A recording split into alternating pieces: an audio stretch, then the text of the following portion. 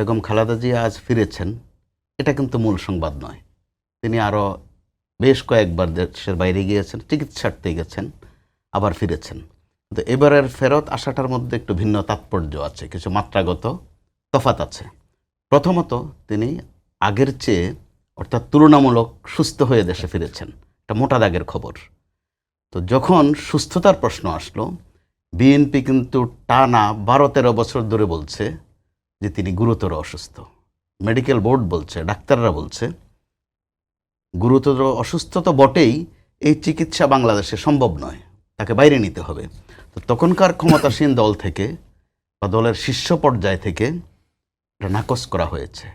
তো নাকচটাও আবার যেসব ভাষায় করা হয়েছে, যেগুলো মুখে আনতে গেলে কিন্তু জিহ্বা আটকে যায়। কিন্তু আবার আপনার প্রশ্নের দৃষ্টে দু একটা না এনেও পারা যায় না। কোড আনকোড আপনাকে বলি, বয়স তো 80, মরে মরে মরে না তো। আপনি ভাবেন তো বাঁচবে আর কয়দিন, কত মারাত্মক কথা। ওই সময়ে দেখা গেছে বেগম খালেদা জিয়া অথবা তার পরিবারের পক্ষ থেকে এই ধরনের কথার জবাব কিন্তু দেয়া হয়নি। এটা কিন্তু শালীনতার অংশ। এই দীর্ঘ এই কষ্টকর সময়টাতে বেগম জিয়া কিন্তু আরও অনেককে হারিয়েছেন। তার বড় বোনকে হারিয়েছেন, তার মাকে হারিয়েছেন, তার ছোট ভাইকে হারিয়েছেন, ছোট ছেলেটাকেও হারিয়েছেন। ওটা নিয়েও কিন্তু নাটক হয়েছে। তাও ক্ষমতার শীর্ষ পর্যায় থেকে বলা হয়েছে, আর কারো কি ছেলে নেই, ওনার ছেলে মারা যায় কেন? খেয়াল করে দেখেন, খুব আক্রমণাত্মক কিন্তু এই কথাগুলো। এবং যার সন্তান মারা যায়নি তার জন্য শুনতে এটা কিন্তু কষ্টকর। এই যে তাচ্ছিল্য, এগুলোর মধ্য দিয়ে কিন্তু বেগম জিয়া রীতিমতো প্রতিনিয়ত স্কেল ধরে ধরে ধরে ধরে কিন্তু উপরেই উঠেছেন, যেহেতু এসব কথার জবাব তিনি দেননি। বিএনপি মহাসচিব যে প্রত্যাশাটা করেছেন এবং হারুন ভাইও যে প্রত্যাশাটা করলেন, সেটার কিন্তু একটা বাস্তবতা আছে। ওই ক্ষেত্রে আমি 5 আগস্ট একটু যেতে চাই।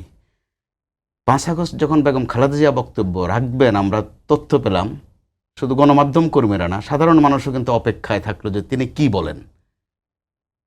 যেহেতু তিনি নির্যাতিত, তার ক্ষোভ থাকা স্বাভাবিক। আপনার বোধহয় মনে থাকার কথা, সম্ভবত 3 থেকে 4টা বাক্য ছিল, শব্দ 34 বা 35টা শব্দ, আমার যদি ভুল না হয়ে থাকে। একবারও নাম উচ্চারণ করেন, একবারও শেখ হাসিনার নাম তিনি উচ্চারণ করেননি, একবারও কোনো প্রতিশোধ নেওয়ার কথা বলেননি, বরং দুটা বিষয় তিনি ফোকাস করেছেন। একটা হচ্ছে এই জাতীয় ঐক্যটা ধরে রাখা, দ্বিতীয়ত হচ্ছে প্রতিশোধ না নেয়া, তৃতীয়ত বলেছেন ধৈর্য ধরা। 3টা মেসেজ এখানে মোটা দাগে। এটাও কিন্তু তাকে একটা ভিন্ন উচ্চতা দিয়েছে। কেমন উচ্চতা সেটা?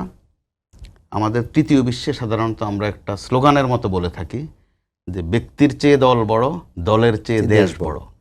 প্র্যাকটিক্যালি বা প্রায়োগিকভাবে হয়ে গেল বেগম জিয়ার উচ্চতাটা দলেরও উপরে কিন্তু চলে গেল।